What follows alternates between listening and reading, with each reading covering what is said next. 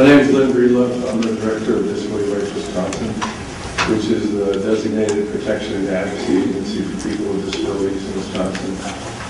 We're an active member of the Survival Coalition, which RFW is part of, CAPAL is part of. And we also currently have a contract with the state to provide ombudsman services for people in family care and in the IRIS program, that is people under age 60. So that gives us a pretty good insight to what's going on in family care, although we probably see the dark side of family care more than the bright side, since people don't usually call us when they're very pleased about their services.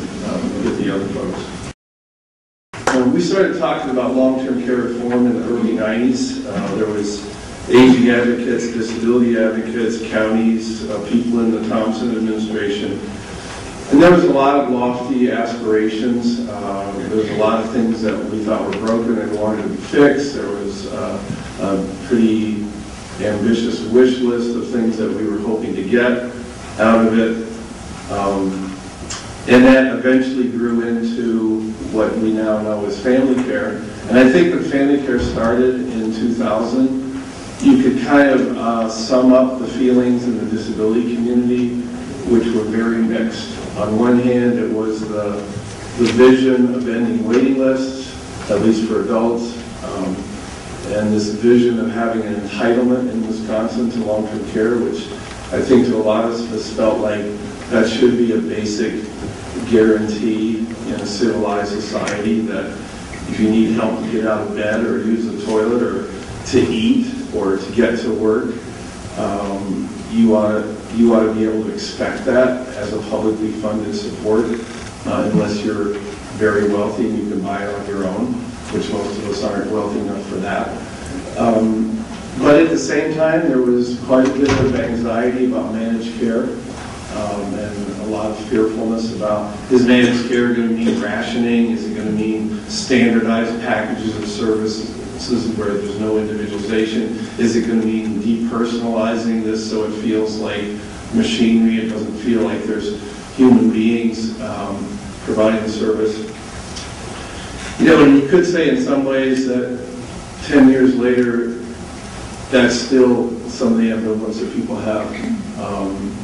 And obviously, we are moving closer to ending waiting lists for adults in Wisconsin, and I think it's important to remember that if we get there, and obviously that was one of Governor Doyle's goals, it was originally Governor Thompson's goal, and now, you know, we hear from some of the governor candidates that they want to make family care statewide, they want to end waiting lists. That is a very important achievement. Most states in the country have not done it. The few states that have done it, most of them are smaller than Wisconsin. So we certainly don't want to understate how important that would be. And also, as an advocacy agency, you know, I don't think I'll ever forget some of the people that we've tried to help in the past who are on waiting lists. And people can suffer a lot on waiting lists. And we've talked to a lot of parents whose kids came out of high school and they were trying to transition into the adult system, and they had their first meeting with the county case manager, and when they came home, they had to try to digest what they'd just been told, which is, your daughter's going to be on the waiting list. There'll be no services for her right now. We don't know how many years it will take before she'll get off the waiting list, and when she gets off the waiting list, we're not exactly sure what we'll be able to provide her. You know, that's a pretty bitter pill to swallow when you've been getting special education, your daughter may have been getting a chance to get some community-based employment while she's in high school, and that's what you hear the adult service system has to offer. One of the things we have to remember about family care is the news is changing for people coming out of high school. And it's much more timely, it's much more certain what can be offered to people. Notwithstanding some of the shortcomings of family care, I do think that's a really important change. Now I feel like we're in the in-between time. We're past startup of family care in most counties. But we haven't had family care long enough that you can say it's really settled in and we can actually make some judgments about is it working or not. I think for most counties in Wisconsin, except that first 5, family care is a pretty new deal. And a lot of the people running it in the managed care organizations are actually pretty new to it. So there are certainly problems. And as a family care ombudsman program, we get to see those really clearly. And we've had cases where we believe people moved into family care and the cuts in services they experienced were not justified, they were excessive.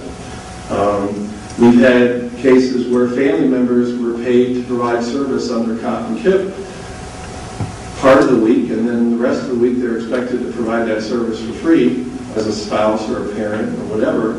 And under family care, some of those families have been told, well, the number of hours of paid service you're going to get is going to go down by 30 or 40%. Well, you know what that means. What it means is the person's still going to need those cares every day. It's just that I'm going to be providing more of those unpaid and less of them getting paid. We've certainly had those calls.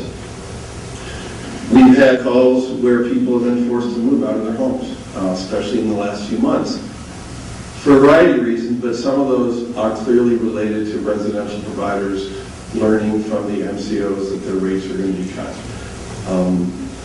That's been pretty traumatic for some of those people. It certainly doesn't feel like consumer choice when somebody contacts you and says next week you're going to be moved out of your home and you're not going to have a lot to say about where you moved to.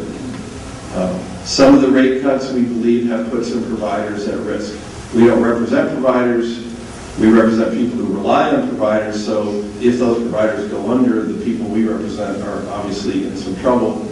We've heard from providers, so we're aware, what they're experiencing out there.